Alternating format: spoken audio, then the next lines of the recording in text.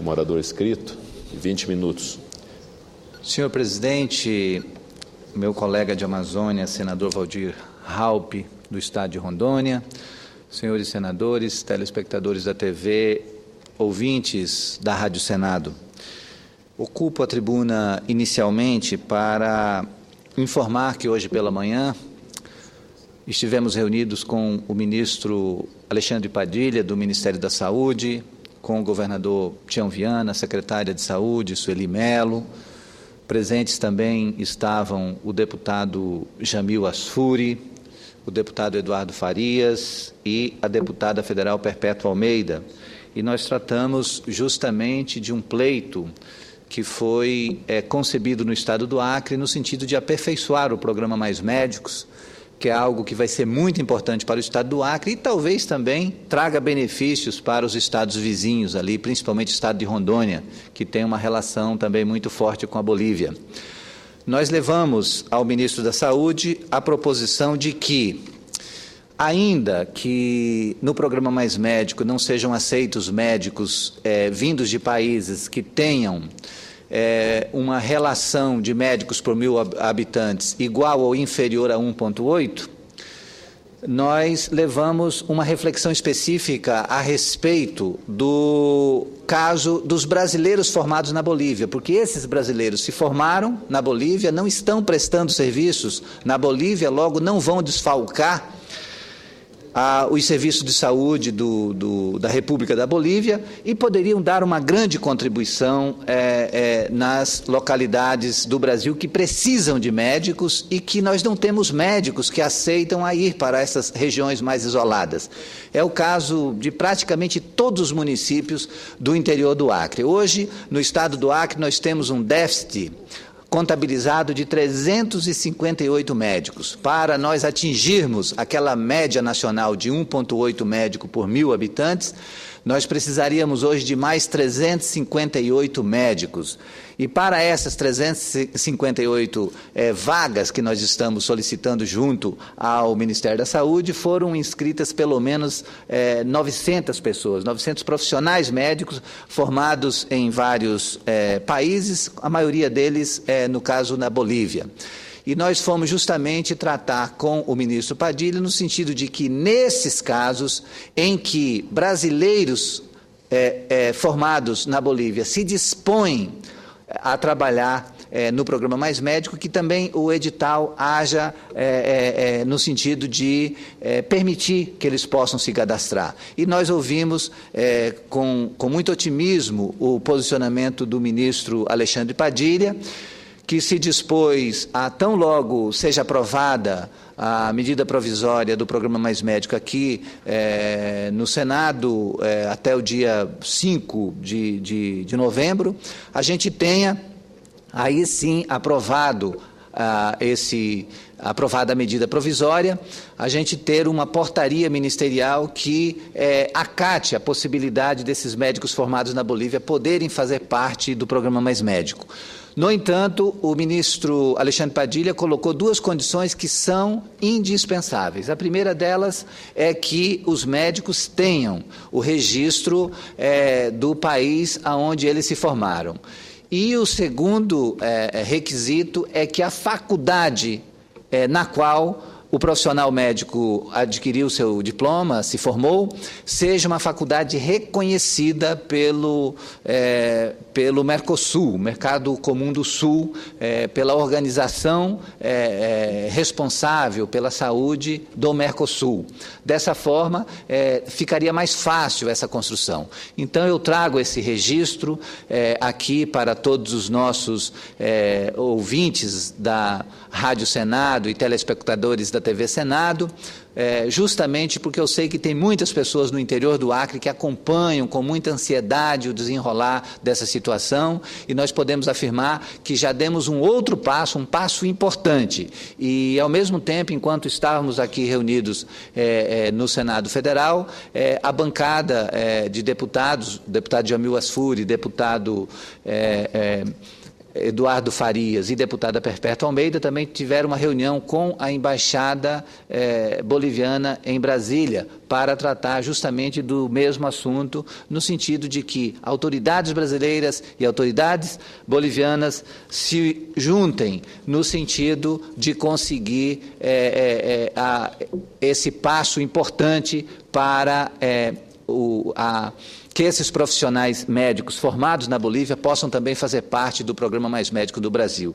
E eu gostaria, senhor presidente, de que fosse registrado na íntegra esse documento, que foi o documento enviado para o Ministério da Saúde pela nossa secretária de Saúde, Sueli Melo, e o governador Tião Viana. Esse documento vem assinado pelo governador Tião Viana, que faz toda uma exposição de motivos, de maneira fundamentada, mostrando que, sem prejuízo nenhum para o país formador que é a Bolívia e sem prejuízo nenhum também à assistência médica no Brasil, porque esses profissionais serão profissionais bem qualificados e que tenham o seu certificado de exercício profissional no país de formação, de tal maneira que esse documento ele mostra que não haverá prejuízo, pelo contrário, vai ser uma contribuição importante para o programa Mais Médico. Então, senhor presidente, gostaria, se possível, que fosse transcrito na íntegra esse documento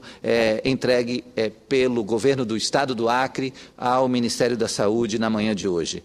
E ocupo também, senhor presidente, a tribuna do Senado hoje para reforçar minha solidariedade, a aprovação, juntamente com essa questão do programa Mais Médicos, vale a pena reforçar que está havendo muita dificuldade imposta pelos conselhos regionais de medicina ao registro desses médicos para que eles possam atuar.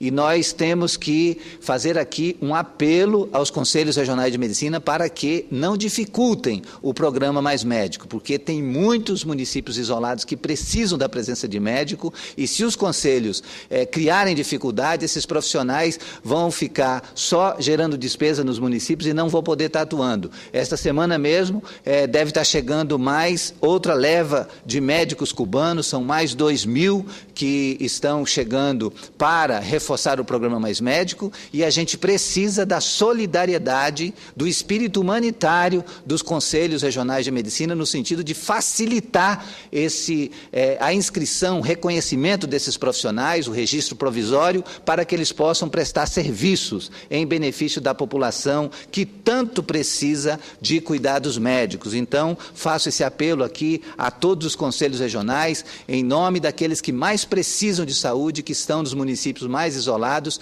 e que vão ficar felizes com profissionais médicos habilitados para lhes dar assistência.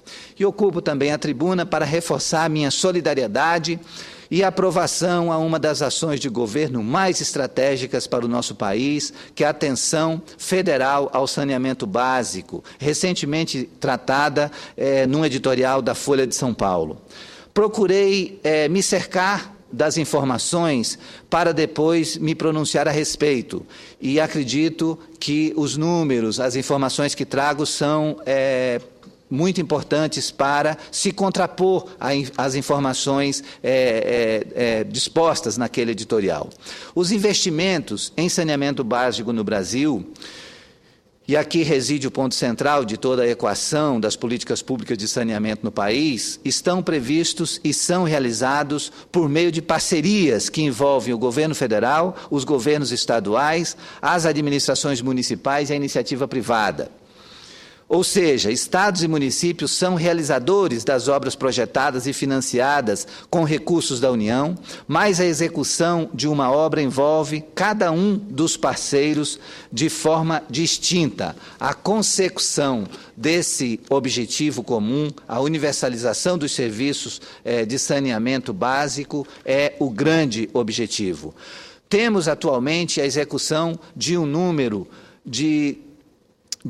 de grandes projetos de saneamento sem precedentes na história do país. São 3.424 grandes obras contratadas em seleções de projetos nacionais realizados entre 2007 e 2009, e que totalizam apenas este ano, investimentos de 24,9 bilhões de reais, beneficiando 7,6 milhões de famílias em 1.934 municípios de 26 estados e do Distrito Federal.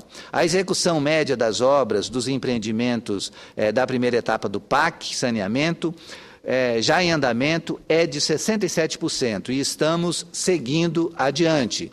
Não há quem não veja pelo país o volume de trabalho, de melhorias na infraestrutura e, inclusive, de geração de empregos. No entanto, apesar dos dados consistentes que sustentam o fato de termos hoje um governo que trata a questão de saneamento como uma prioridade para o país, evidentemente não fechamos os olhos para as nossas deficiências. Lamentamos que ainda existam 37% dos domicílios fora da rede coletora de esgoto. Reconhecemos e cobramos uma urgente melhoria na distribuição de água tratada e na destinação segura de dejetos. E é justamente para superar esse quadro desfavorável que o governo federal pretende investir 508 bilhões nos próximos 15 anos.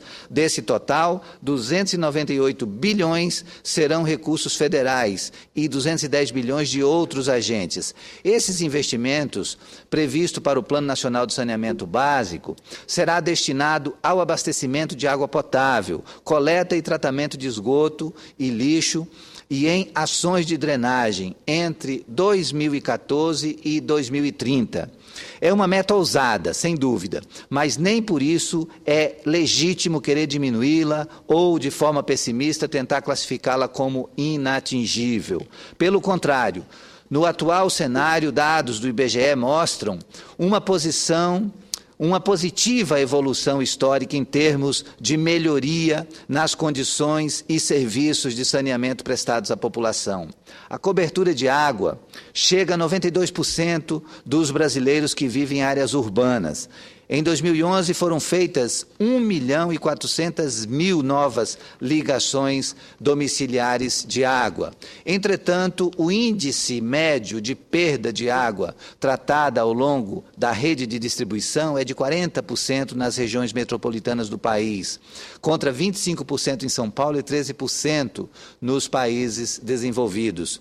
Isso significa que, ainda que ampliemos recursos, estaremos, muitas vezes, jogando dinheiro pelo ralo, se não contarmos com uma efetiva fiscalização da população e do Ministério Público. Outros dados do censo de 2010 revelam que existem 29,8 milhões de pessoas que vivem nas áreas rurais e sofrem com a escassez de água, principalmente na região Nordeste. Para isso, o governo federal, por meio do projeto Água para Todos, vai implantar até 2014 750 mil cisternas nessas localidades. Em relação ao esgoto, 45% dos municípios ainda não possuem uma rede de captação e do pouco que é coletado, apenas 70% é devidamente tratado.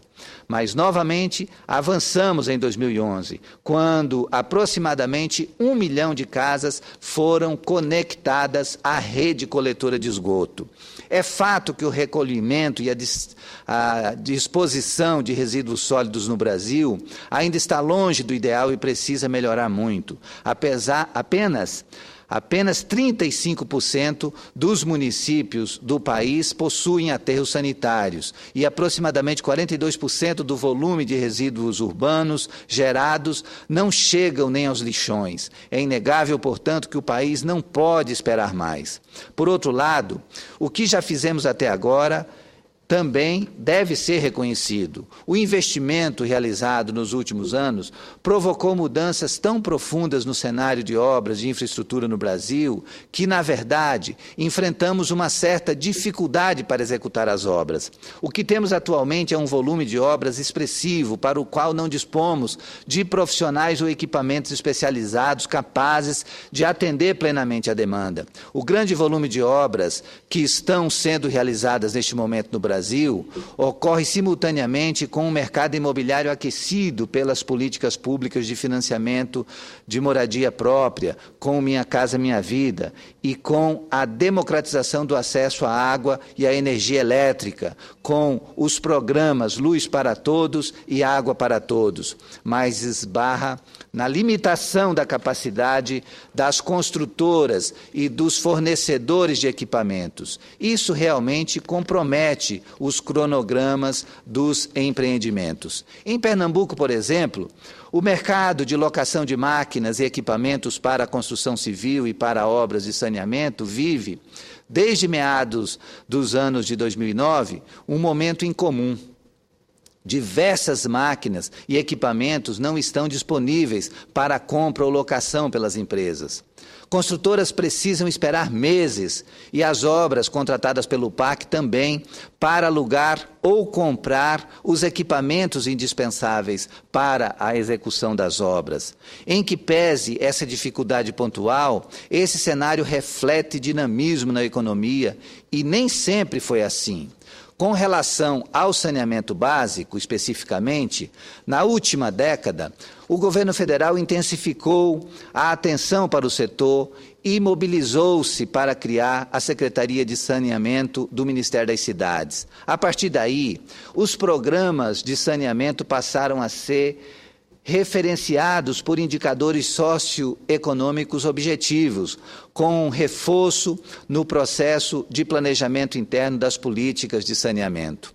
A Lei 11.445 de 2007, a Lei Federal do Saneamento Básico, aborda o conjunto de serviços de abastecimento público de água potável, coleta, tratamento e disposição final dos esgotos sanitários, além da limpeza urbana e manejo dos resíduos sólidos.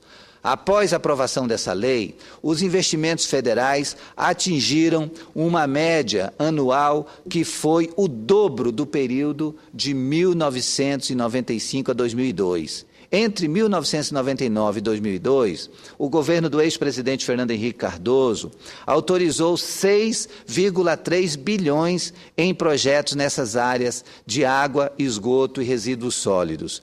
Entre 2003 e 2006, o primeiro governo do presidente Lula autorizou 10,5 bilhões. Apenas no que se refere ao saneamento básico, o PAC destinou um total de 40 bilhões de reais entre 2007 e 2010. Já no PAC 2, os recursos para saneamento básico foram da ordem de 45 bilhões de reais entre 2011 e 2014. Devemos destacar ainda que, durante os anos 1990, os serviços de saneamento nas áreas metropolitanas eram tratados apenas como componentes de programas habitacionais ou de projetos de urbanização integrada, e o saneamento carecia de uma agenda própria. Esse quadro agravou-se a partir da segunda metade da década de 90, quando os acordos com o Fundo Monetário Internacional, o FMI, e a Lei de Responsabilidade Fiscal impuseram sérias limitações ao processo de endividamento de estados e municípios, na prática transferindo a decisão sobre os investimentos em saneamento para a esfera do Tesouro. Hoje, apesar das mudanças implementadas pelo atual governo, o ritmo dos desembolsos e a magnitude dos investimentos do PAC permaneceram com problemas para a consecução das metas de universalização dos serviços. Isso, acredito, é alvo de crítica. Claro que sabemos que convivemos com deficiências graves. A água encanada, por exemplo, ainda não beneficia a mesma proporção de pessoas que já possuem acesso à eletricidade ou ao ensino médio. E está claro que sem água potável e sem destinação segura de dejetos, a população fica mais sujeita às doenças. Por isso, cobramos solução sem dúvida, mas, ao mesmo tempo, é preciso compreender que as dimensões continentais do Brasil, somadas a um volume inédito dos recursos do PAC, também representam novos desafios para a consolidação institucional da política de saneamento e para os seus mecanismos de coordenação. mesmo ampliando e modernizando a máquina pública do país, permanecemos com problemas evidentes e a necessidade de melhorarmos os processos de monitoramento da execução dos recursos federais nos municípios é uma realidade, tanto nos municípios quanto estados e nos concessionários de serviços públicos, porque é imenso o volume de recursos e a quantidade de agentes envolvidos. Em segundo lugar, são necessárias melhorias profundas na articulação entre os dois principais agentes federais da política urbana, a Caixa Econômica Federal como agente operador e o Ministério das Cidades como agente gestor. Outro gargalo a ser enfrentado no desenho da máquina institucional é a falta de capacidade técnica ou de pessoal preparado em grande parte dos municípios, estados e prestadores de serviços. E o motivo de não termos um número suficiente de servidores e profissionais experientes nessa tarefa é justamente por termos atravessado mais de 2 décadas sem investimentos para obras de saneamento no Brasil. Agora, com recursos disponíveis, outros obstáculos importantes enfrentados pelos parceiros do PAC nos estados e municípios, por exemplo, são as deficiências do mercado em oferecer serviços especializados de consultorias para a execução e planejamento de projetos, ou o descompasso entre a legislação e a estrutura de licenciamento ambiental no Brasil. Quer dizer, falta pessoal com experiência, tanto do lado de quem faz a obra, como de quem aprova o licenciamento. Também carecemos de engenheiros qualificados e técnicos capacitados para todos os trâmites legais e burocráticos que requerem as obras públicas. A descontinuidade política nas administrações dos estados, municípios e em prestadores de serviços também tem um impacto negativo. A cada nova gestão, os novos administradores precisam de tempo para ter o domínio da máquina e dos projetos legados pela gestão anterior. Mas todas essas questões, obviamente, não surgiram da noite para o dia. Ao contrário, estão aí há décadas. Portanto, não podem ser resolvidas da noite para o dia, como pretende o imediatismo de alguns. Mas também não podem ser ignoradas pelas autoridades. Por isso, a gente tem que fazer a ponderação entre a crítica, às vezes infundadas, mas é importante que ela aconteça, e também a responsabilidade das nossas autoridades. Temos de ser justos.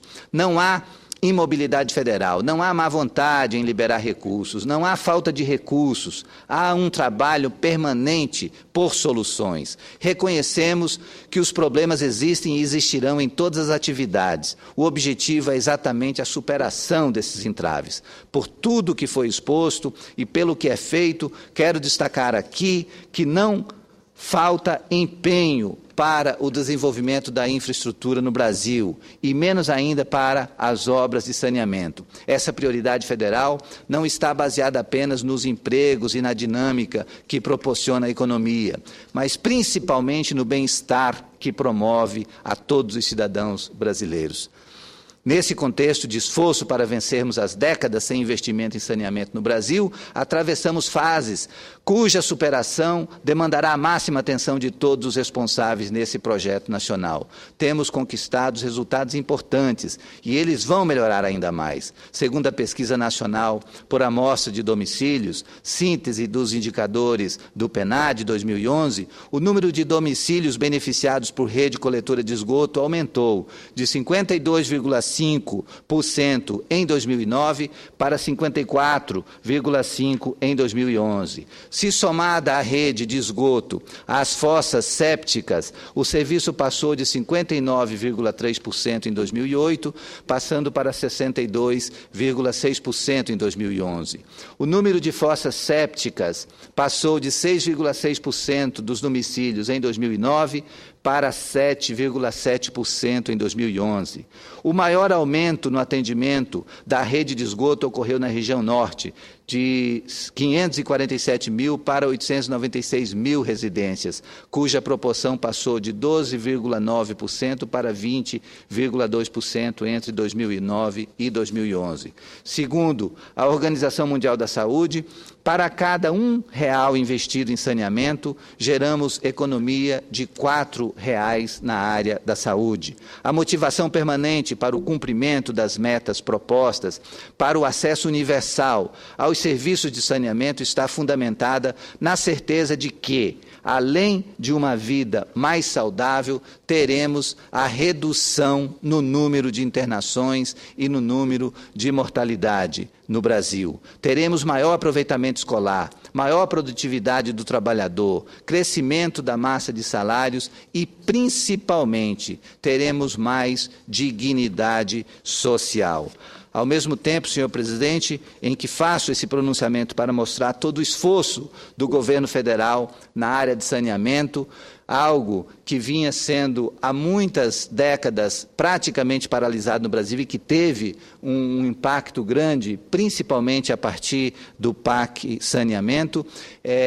Ao mesmo tempo em que mostro esses números, faço questão de fazer uma referência também ao meu estado do Acre, que conta hoje com o esforço hercúleo do governador Tião Viana, que é um médico especialista em saúde.